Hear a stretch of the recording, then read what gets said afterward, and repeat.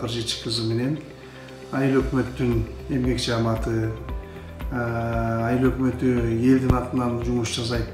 Эл менен Эти Бакырдын бири-бирине болгон түшүнүүчүлүгү, мамилеси абдан оң жолдо болуш керек.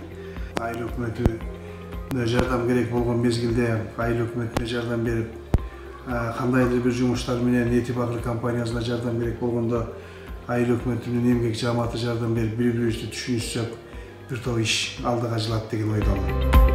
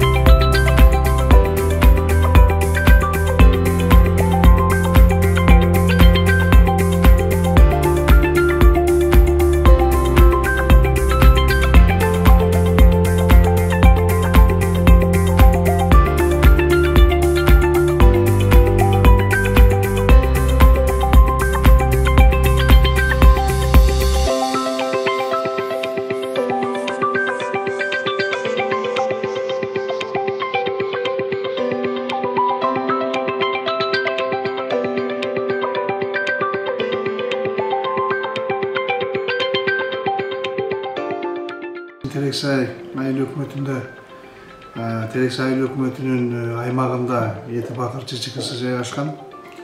Терексай айыл аймагынын негизги бюджетин 90%-ын бул Эти Бакыр компаниясынан түшкөн финанс каражаттары түзөт.